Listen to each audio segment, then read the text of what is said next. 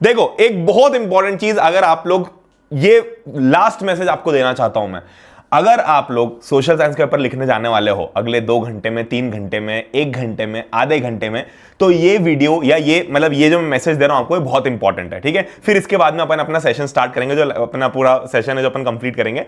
पर एक जो मैं आपको मैसेज देना चाहता हूं वो बहुत इंपॉर्टेंट है। सबसे पहली चीज कि ये अपना आखिरी पेपर है और ऐसे लिख के आना है कि किसी के मतलब होश उड़ जाए, सबके जो भी चेक कर रहा हो ना उसके होश उड़ जाए कि भाई क्या लिख दिया है तुमने पेपर में। दूसरी चीज, कोई भी क्वेश्चन चाहे वो कैसा भी हो, एमसीक्यू हो, लॉन्ग आंसर हो, केस बेस्ड हो, खाली नहीं छोड़ना है। नहीं आता कुछ भी भर दो, क्योंकि कई बार क्या होता है कि अगर मान लो कुछ ऐसे बच्चे होते हैं जिनके पासिंग मार्क्स नहीं बन रहे होंगे, पासिंग मार्क्स भी नहीं बन रहे होंगे, तो जो चेकर होता है ना वो आपने कुछ भरा हुआ होता है ना, उस बेसिस पे आपको कुछ ना कुछ मार्क्स दे देता है और आपको पास करवाने की कोशिश कर देता है। हालांकि हमारी नौबत ऐसी नहीं है, हमारे बहुत अच्छे मार्क्स आएंगे, बट फिर भी ये ध्यान रखना कि हम कोई भी क्वेश्चन को खाली छोड़ के ना आए।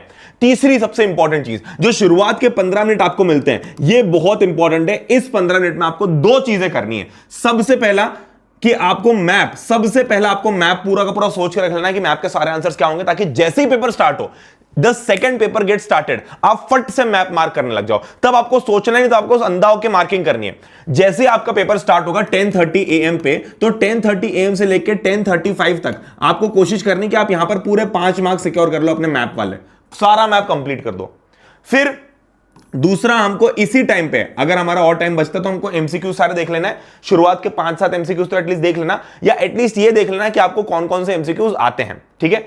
अब ये 2 चीजों से क्या होगा, क्योंकि पेपर लेंदी होने वाला है ना। कई बार बहुत सारे लोग ऐसा बोलते हैं कि आप ना ये डिसाइड कर लो कि आप कौन कौन से क्वेश्चंस करोगे, आप वो भी कर सकते हो, बट पेपर लेंदी होने वाला है और लेंदी पेपर के लिए आपके पहले से मार्क्स सिक्योर होना जरूरी है।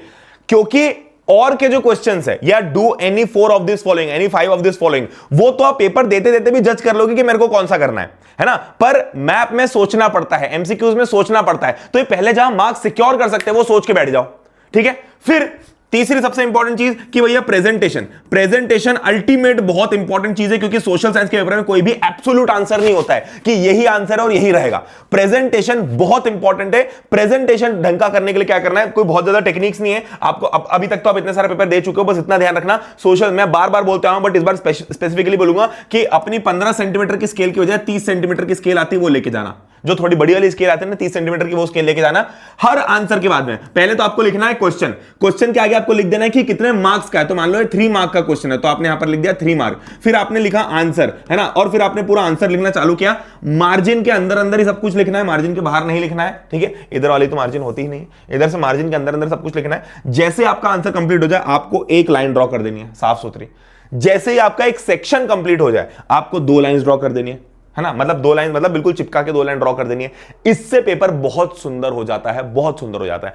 अगर आपका कोई भी आंसर, ये आपके आंसर शीट है, बिल्कुल बेसिक सी बात बता रहा हूं फिर से, अगर आपका कोई भी आंसर मान लो यहां खत्म हो रहा है, यानी कि करीब करीब 70% पोर्शन आपका पेपर का कंप्लीट हो चुका है, तो सेव पेपर का लोचा मत करना। यहां पे एक क्रॉस लगाना इतना सा और अगले पेज पे आ जाना, अगले पेज पे आ जाना। ये क्रॉस लगा देना ताकि टीचर को पता रहे कि आगे भी कुछ है, ठीक है। ये क्रॉस लगा देना।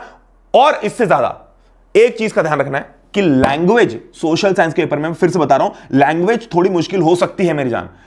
एसएसटी के पेपर में सिर्फ लैंग्वेज आपको रुला सकती है। आंसर्स इजी हैं, सारे चैप्टर के आंसर्स इजी हैं, सिर्फ लैंग्वेज रुला सकती है। तो यह ध्यान रखना कि भैया अपन लैंग्वेज समझ के आंसर लिखें।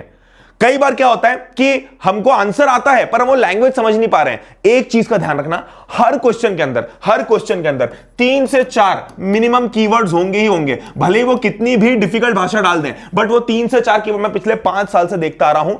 क्वेश्चन इजी हो डिफिकल्ट हो उससे फर्क नहीं पड़ता, आपको उसको 3 से 4 कीवर्ड पकड़ने। वो लैंग्वेज कुछ भी लिखे, वो कितनी खतरनाक वोकैबुलरी लिख दे, वो भले ही शशि थरूर से पेपर लिखवा ले, पर आपको 3-4 कीवर्ड्स मिल जाएंगे और उनके बेसिस पे आपको आंसर लिखना चालू कर देना है।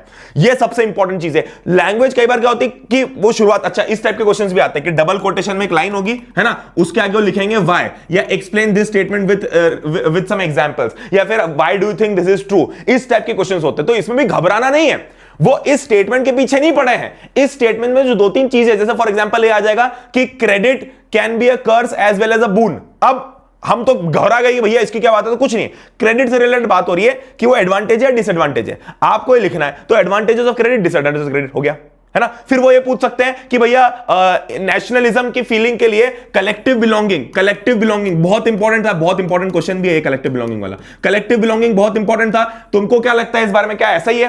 अब हमको उसके आगे उन्होंने जो भी रायता लिखा हो, बड़ा वाला छोटा वाला, कि उन्होंने पेंटिंग के बारे में लिखा हो, फोकलोर के बारे में, हमको उससे मतलब ही नहीं है। हमको ये पकड़ना है कलेक्टिव बिलोंगिंग और इसके ऊपर आंसर लिखना चालू कर देना है, ठीक है।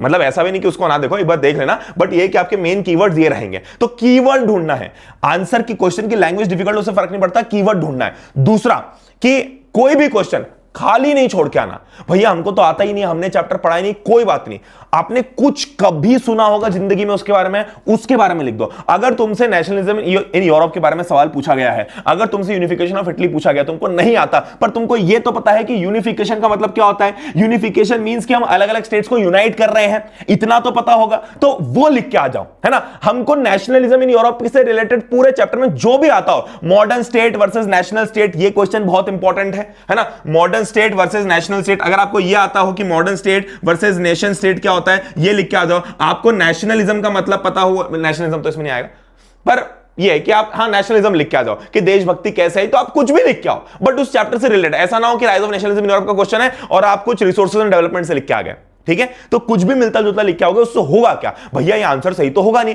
पर इससे मेरी जान एक चीज होती है कि अगर आपने 5 मार्क्स का आंसर लिखा है, अब आपने 5 मार्क्स के आंसर में इज्जत से 5 पॉइंट भर दिए, तो आपको कहीं ना कहीं तो आप इनमें से 2 मार्क्स सिक्योर कर ही लोगे, इतना तो मेरे को पूरा भरोसा है।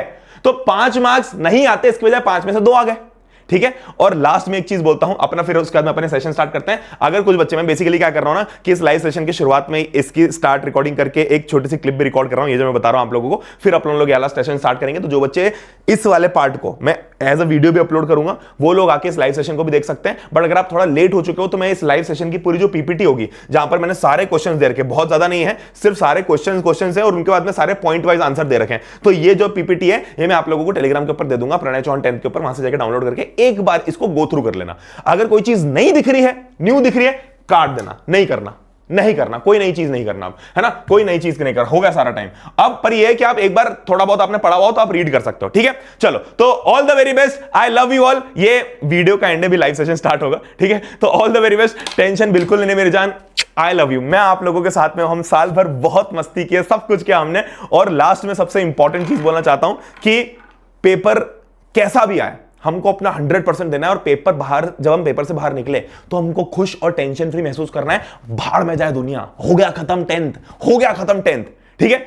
और एक और चीज, अगर आप बाय चांस 11th में जितने ही बच्चे, मैं सिर्फ एक स्पेसिफिक टारगेट बता रहा हूं, अगर 11th में जो भी बच्चे जो पीसीबी लेके नीट करना चाह रहे हैं, तो इन बच्चों के लिए स्पेसिफिकली हम एक बहुत एक्स्ट्रा ऑर्डिनरी चीज लेके आने वाले हैं। ये नॉर्मल वो वाला कोर्स नहीं होगा जिसके अंदर आपके 50,000 बच्चे होते हैं, लाख बच्चे होते हैं और सामने एक टीचर, जैसे ये है ना। तो ऐसा नहीं होगा कि इसी टाइप की YouTube लाइव स्ट्रीम को मैं ऐप के ऊपर चलाऊं। ये 1-on-1 क्लास होगी, 1-on-1 पहली बार, ठीक है। बहुत ज्यादा चीजें, बहुत डिटेल में चीजें आने वाली है। तो इसका जो आपको वीडियो है वो आपको 9 तारीख को मिल जाएगा, 9 तारीख को। और जो बच्चों ने वेटलिस्ट ज्वाइन की हुई थी उनको अर्ली एक्सेस मिल जाएगा, मतलब 7 या 8 मार्च से, आज से ही आप लोगों को अर्ली एक्सेस मिल जाएगा। आपको इसका पूरा आइडिया मिल जाएगा कि ये बैच क्या होने वाली है। और ये बैच मैं आपको सच बता रहा हूं, चाहे आप किसी भी प्लेटफॉर्म से पढ़ते हो, चाहे हमसे ही पढ़े हुए हो, ये हमने भी जो आज तक किया उससे अलग है। पूरा नया टेक, पूरी नई ऐप, सब कुछ पूरा नया। पर अभी हमारा फोकस क्या है ना, ये सिर्फ पीसीबी के बच्चों के लिए, पीसीबी नीट वाले बच्चों के लिए। तो आप लोग इसका वेट करना, बाकी सारे बच्चों के लिए तो यूट्यूब पे हम चीजें लाते ही रहेंगे। और एक चीज का ध्यान रखना कि इमोशनल मैनिपुलेशन में आके ऐसा नहीं करना कि जो चीज यूट्यूब पे ही है उसी को आप कहीं और भी पढ़ो, ठीक है। चलो, बहुत बढ़िया, आज इसको समाप्त करते हैं। Thank you very much, love you all the best. बहुत बढ़िया पेपर जाएगा, जान लगा देना। मैं आप लोगों को बाहर खड़ा हूं मिलूंगा एग्जाम सेंटर के, ठीक है। आई लव यू ऑल, ठीक है। चलो जी, बाय बाय।